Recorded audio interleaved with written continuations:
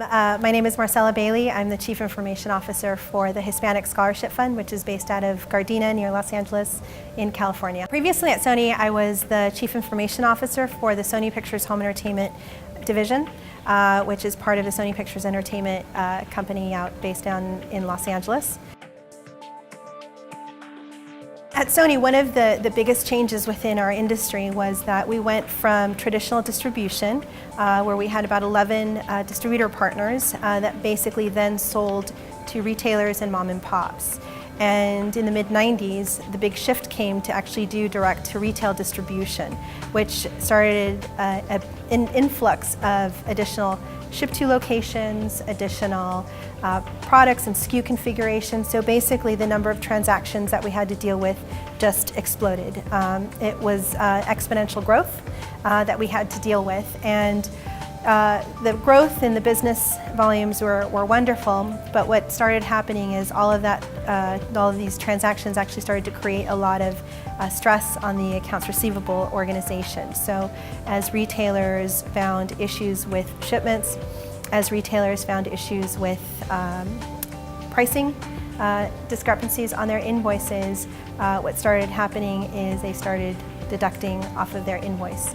And it created a lot of deductions within our accounts receivable organization that we had to basically prove that either they did receive the product or they did receive the right price. So what prompted the need to come up with a deductions management system for the organization was the large volumes of transactions that going direct to retail created.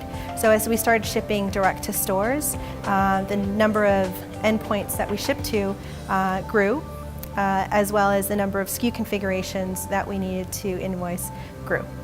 Our accounts receivable could not keep up with the volumes. They could not keep up with the deductions that resulted as a result of all the increase in shipments and invoices and orders. So we needed to figure out an automated solution to reduce our cash flow cycle. So our objective was really to improve our aging, improve our AR, improve our collections, reduce the number of people that we needed to actually handle this process, and do it very easily, simply, fast, and quickly. One of the challenges really was that a lot of the deductions were based on forms. So a retailer would basically fill out a form and claim a deduction, and they would send those forms over to Sony Pictures Home Entertainment, who would then have to figure out what was valid and what was not valid.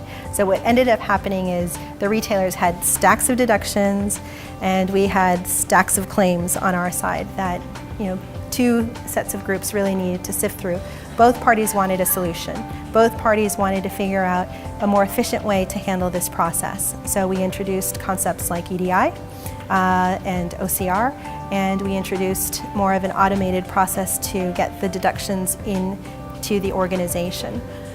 What we then needed to figure out is how do we refute these claims, and how do we prove that we actually shipped the product? How do we prove that we actually invoiced the correct price? So that necessitated us to find a solution that could basically pull together the invoice, the packing slip, and the proof of delivery. And that is what we used DataServe for. So what attracted me to DataServe is that they had been doing document management, enterprise content management already. They offered a very quick, easy to ramp up solution. It was cost effective. The organization was very flexible to adapt to the needs that we had, specific needs that we had within the organization. I felt that it fit the niche that we were looking for, and it was also something that we were not going to invest a lot of infrastructure, acquire additional software, and make those customizations that we needed to do in the time frame that we needed to accomplish. So DataServe became the perfect option for us in 1995, before SaaS was even a word. Initially, there was a champion of change. There was a champion within our finance organization whose job and mission in life was to improve cash flow for the organization. So we had an exceptional sponsor. That was great for year one. Year two, we had some challenges because As other enterprise content management systems became available, off-the-shelf solutions became available, the notion was to have something that was in-house, that was enterprise, that could solve problems for other divisions as well, and we had a one-size-fits-all mentality where if we wanted to introduce it, it was something that all the divisions then needed to adopt to the new standard. So the challenge wasn't immediate, but over time I would get people from our enterprise group coming through and asking me, Marcel, why don't you join the enterprise content management? I would say, I'd love to join the enterprise content management solution if you could meet our requirements. These are our specific requirements. We would love to explore the possibility. I would then let DataServe know, all right, DataServe, we're going to be replacing you in a year, so just wanted to let you know. And year after year after year, we've never been able to actually solve the problem internally at the cost that DataServe has, with the level of customer service, with the level and degree of integration, customization, the ability to actually solve the business problem that we set out to solve, and continue to do that as effectively as we were able to do. So we basically took our collection cycle down, just amazingly about 45%. In addition, we were actually able to collect on about $200 million of outstanding receivables in a very efficient way. And we were able to do that and basically refute a lot of the claims to our retailers within a day. Whereas before it would take weeks, but because of the huge backlog, it really took 6 to 9 months to be able to refute any of the claims that were in-house and that had been aging. I think our retailers just became to realize that we became very efficient at the collections process, and we were actually then able to shift the discussion with the retailers on other non-administrative types of conversations. So how do we grow the business? How do we transform the business? How do we build a relationship versus consuming our salespeople with collections, calls, and follow-ups and things like that. Basically eliminated the salespeople from having to follow up with the customers directly on behalf of the accounts receivable organization. So I think that's a huge win for both parties. Being efficient was probably not as beneficial to the retailer as they would probably would hope, but I think it creates really good solid partnerships where we can create efficiencies on both organizations, streamline their operations, work with their IT organization to introduce EDI, eliminate a lot of their own printing and paperwork, and create a much more efficient process all around.